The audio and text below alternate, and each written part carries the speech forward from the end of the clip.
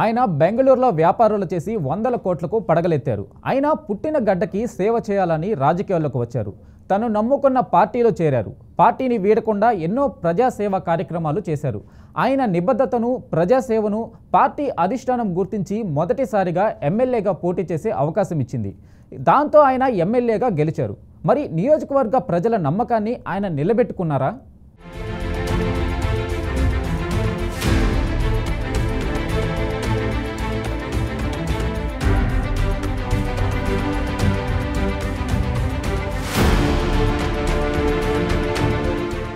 ఆంధ్రప్రదేశ్ రాజకీయాల్లో చిత్తూరు జిల్లా చాలా కీలకమైనది. ఈ జిల్లా నుంచే ప్రస్తుత సీఎం చంద్రబాబు, మాజీ సీఎం నల్లారి కిరణ్ కుమార్ రెడ్డి, గల్లా కుటుంబం, పెద్దిరెడ్డి ఫ్యామిలీ, బొజ్జల ఇలా ఎంతో మంది హేమాహేమీ రాజకీయ నేతలు ప్రాతినిధ్యం వహించారు. ఈ జిల్లా అటు తమిళనాడు, ఇటు కర్ణాటకకు సరిహద్దులో ఉంటుంది. చిత్తూరు జిల్లా వ్యవసాయం, పరిశ్రమల ఆధారితం. ఉమ్మడి చిత్తూరు జిల్లాలో మొత్తం 14 అసెంబ్లీ నియోజకవర్గాలు, 2 లోక్సభ స్థానాలు ఉన్నాయి. ఈ జిల్లా గతంలో టీడీపీ, కాంగ్రెస్లకు కంచుకోటగా ఉండేది. కానీ 2014, 2019 ఎన్నికల్లో మాత్రం సీన్ మారిపోయింది. వైఎస్ఆర్సీపీ హవా కనిపించింది. కానీ మొన్నటి ఎన్నికల్లో మరోసారి టీడీపీ హవా కనిపించింది.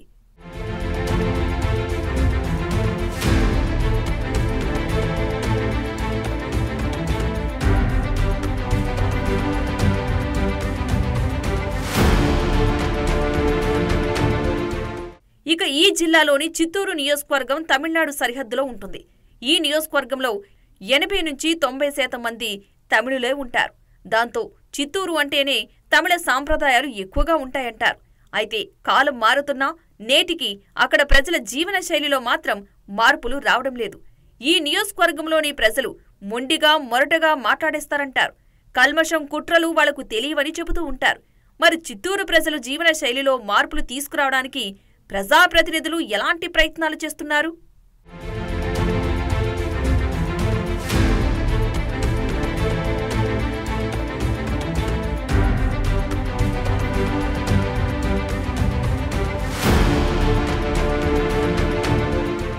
చిత్తూరు నియోజకవర్గాన్ని 2019 ఎన్నికల్లో వైసీపీ కైవసం చేసుకుంది. ప్రస్తుత తిరుపతి ఎమ్మెల్యే ఆరుని శ్రీనివాసులు చిత్తూరు సిగ్మెంట్ నుంచి వైసీపీ అభ్యర్థిగా 2019లో పోటీ చేసి గెలిచారు. 5 ఏళ్ల పాటు ఆయనే అక్కడ ఎమ్మెల్యేగా కొనసాగారు. పేరుకు మాత్రమే ఆయన అప్పట్లో ఎమ్మెల్యేగా ఉండేవారు. కానీ కింది స్థాయిలో చక్కబెట్టేదంతా కొందరు వైసీపీ అగ్రనేతలే అని చెప్పుకోవచ్చు. మాజీ మంత్రి పెద్దిరెడ్డి కనుసన్నల్లో వ్యవహారాలు నడిచేవని తెలుస్తోంది. ప్రధానంగా ఇటీవల జరిగిన ఎన్నికల్లో వైసీపీ నుంచి పోటీకి దిగి ఓడిపోయిన విజయానందరెడ్డి గత వైసీపీ ప్రభుత్వ హయాంలో లోకల్గా క్రియాశీలక రాజకీయాలను శాసించారని ఆయనతో పాటు ఎంతో మంది వైసీపీ నేతలు ఎన్నో విమర్శలను ఎదుర్కొన్నారు.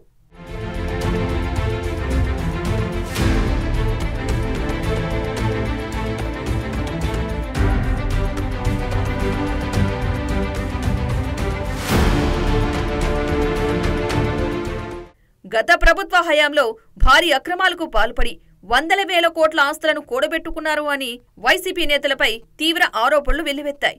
జగన్ కి అత్యంత సన్నిహితుడిగా ఉన్న విజయానందరెడ్డి అప్పటి ఎమ్మెల్యేను కూడా కాదని, రాజకీయంగా నియోజకవర్గంలో చక్రం తిప్పేవారని నేటికీ అక్కడ ప్రజలు చర్చించుకుంటారు. ఆయన అనుచరుల ఆగడాలకు అడ్డు అదుపు లేకుండా పోయిందని అప్పట్లో జోరుగా చర్చ జరిగేది. ఒకానొక దశలో టీడీపీ నుంచి ప్రత్యర్థులే లేకుండా చేయడానికి ప్రయత్నాలు చేశారని టాక్. ఎదురు తిరిగిన వారిని అధికారుల అండతో అణగదొక్కారని చెబుతుంటారు. విజయానందరెడ్డి టీడీపీలోని కీలకమైన నేతలను కూడా బయటకు రాకుండా పరిస్థితులను తీసుకొచ్చారని టాక్ నడిచింది. ఆ దశలో బెంగళూరులో పలు వ్యాపారాలు చేసుకునే గురజాల జగన్మోహన్ నాయుడిని చంద్రబాబు చిత్తూరుకి పిలిపించుకుని చిత్తూరు నుంచి బరిలోకి దింపారు. అయితే గత ఎన్నికల్లో వైసీపీ నుంచి పోటీలో దిగిన విజయానందరెడ్డి ఘోరంగా ఓడిపోయారు. ఓటమి చెందిన విజయానందరెడ్డి ప్రస్తుతం నియోజకవర్గానికే దూరంగా ఉన్నారు.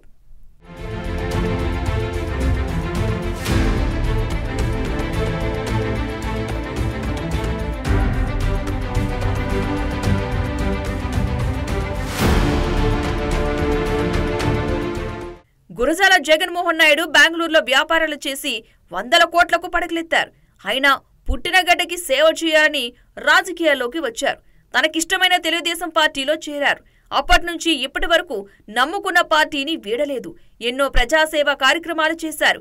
ఆయన నిబద్ధతను, ప్రజాసేవను పార్టీ అధిష్టానం గుర్తించి మొదటిసారిగా ఎమ్మెల్యేగా పోటీ చేసే అవకాశం ఇచ్చింది.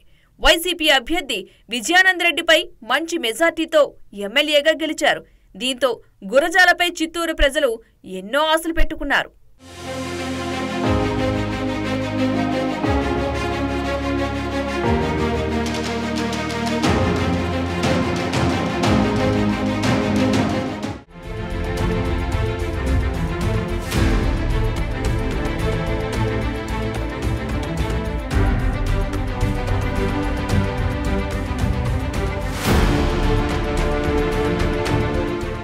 చిత్తూరు అంటే పాడి పరిశ్రమకు నిలయం. పాడి పరిశ్రమపైనే ప్రజల జీవనం సాగుతూ ఉంటుంది. ఇంకా చాలా మంది దారిద్ర్యపు రేఖ దిగువలో జీవితాలు కొనసాగిస్తున్నారు. అయితే ప్రజల జీవన ప్రమాణాలను మారుస్తామని చెప్పి ప్రజాప్రతినిధులుగా ఎన్నికయ్యాక ముఖం చాటేస్తారనే ఆరోపణలు ఉన్నాయి. చిత్తూరులో గెలిచిన ఎమ్మెల్యే గురజాల జగన్మోహన్ నాయుడు ఎన్నికల సందర్భంగా ఎన్నో హామీలు ఇచ్చి గెలిచిన తర్వాత అవి అమలు చేయడంలో చిత్తశుద్ధి చూపించడం లేదని విమర్శలు వినిపిస్తున్నాయి. అయితే ప్రభుత్వం ఏర్పడి 6 నెలలే కావడంతో ఇప్పటి వరకు పెద్దగా చెప్పుకునే మార్పులేమీ జరగలేదు. కానీ ఎన్నికల సందర్భంగా చిత్తూరు ప్రజల జీవన ప్రమాణాలను, చిత్తూరు రూపురేఖలను మారుస్తా అని చెప్పిన గురజాల ఎంతవరకు ఇచ్చిన హామీలను నెరవేరుస్తారో చూడాలి మరి.